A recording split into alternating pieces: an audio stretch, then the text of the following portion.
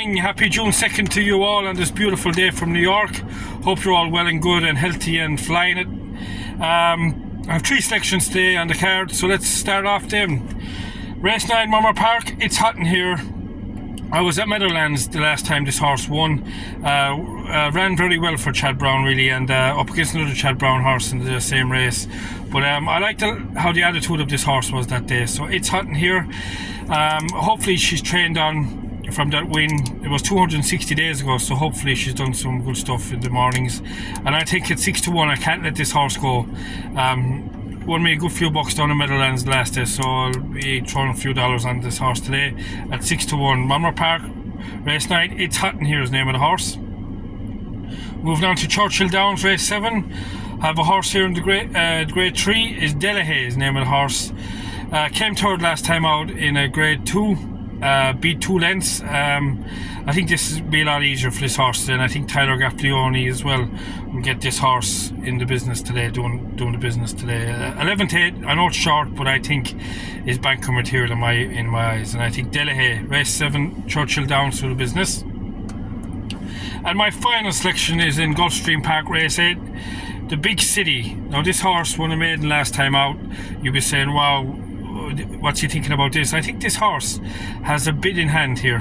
I know it's a tougher group of horses, but I think we might have a bit of a hand in the finish here. And I love the attitude of the win last time out. I love how he just kept going, kept the head down, and I love that when I see it in the horse. The head is down and they're throwing everything at it.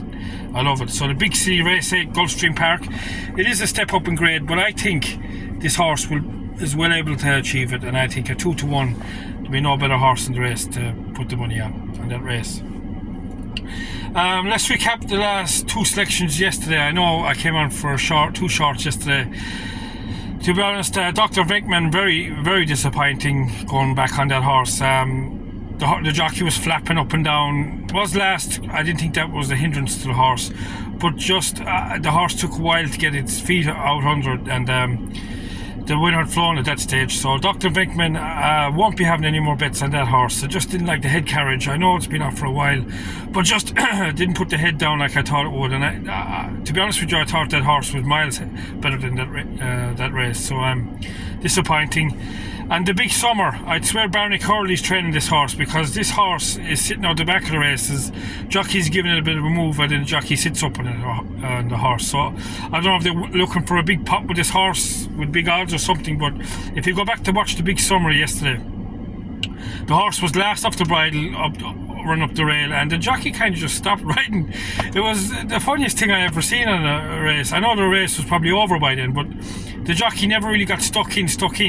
So the Big Summer, I guarantee you, is going to win a race, and at big odds as well. He'll turn up somewhere along the line. So keep that horse in your tracker.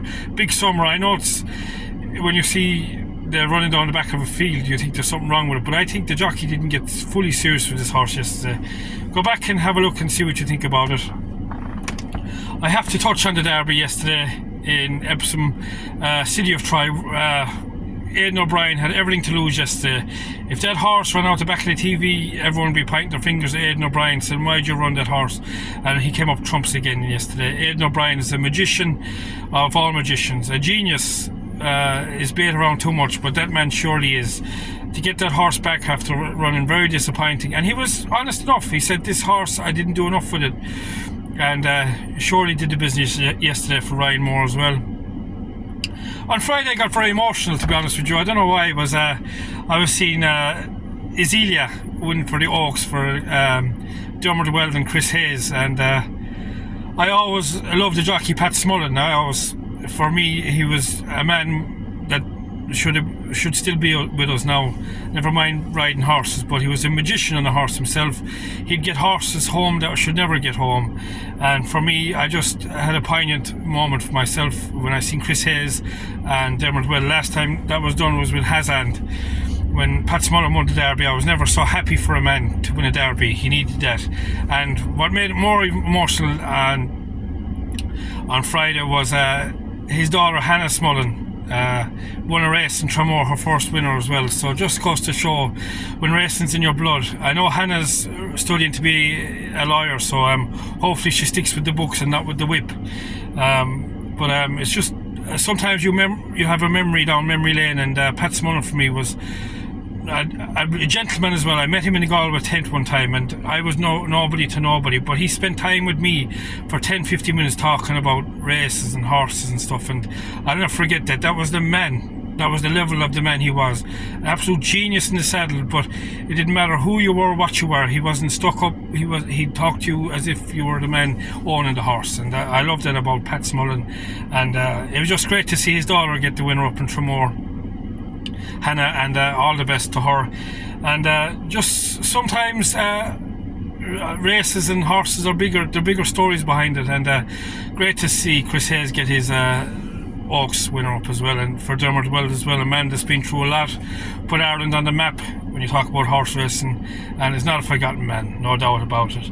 But I think them 3 horses today will run very well today, and no doubt in my mind, if Pat Smullen was riding all 3, I'd be putting the house and the kids in on all of them. But God bless you all. Have a great Sunday. Enjoy yourself and be good. And these 3 horses will do a lot better than the last 2 horses I gave you yesterday, no doubt. Bye bye.